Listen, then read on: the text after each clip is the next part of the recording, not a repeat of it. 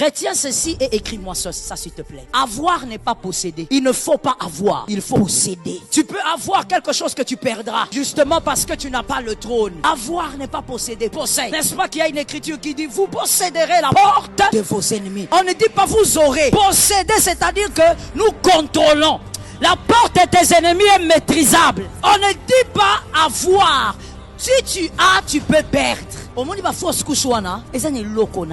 Je t'ai dit, tu ne sors pas d'ici sans avoir terminé cette affaire. Toute maladie n'est pas naturelle. Toute maladie ne part pas avec des médicaments. Toute maladie ne provient pas. Il y a quelqu'un, un occulte, un sorcier qui est assis. Et quand il est assis, voici ce qu'il fait. Il manipule les manivelles. Et il dit, il ne peut pas être en bonne santé. Dans cette famille ici, il n'y a pas de bonne santé. Aujourd'hui malade, demain guéri. Après demain malade, après. Ne soyez pas hypocrite. Dites-moi la vérité. Qui ont déjà constaté que quand l'argent entre dans la maison, la maladie commence. Levez seulement la main. Pas de gens hypocrites. Ici, on est venu trouver le salut. Ça doit s'arrêter au nom d'eux. Toi, tu crois que c'est naturel?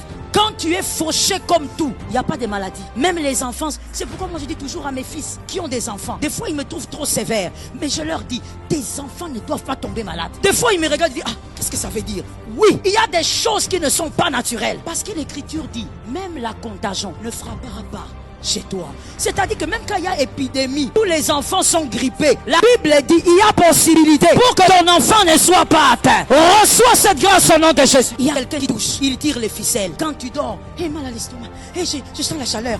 À minuit, tu sens la chaleur là, pourquoi? Au milieu de la nuit, tu sens la chaleur. Je sens mes pieds, même pas 45 ans. Qu'est-ce qui se passe avec tes pieds? Non, tu vas à l'hôpital, le neurologue te dit, non, c'est ton cerveau qui commence. Qu'est-ce qui se passe? Si ce n'était pas une réalité spirituelle, l'apôtre Jean n'aurait pas dit, sois en bonne santé.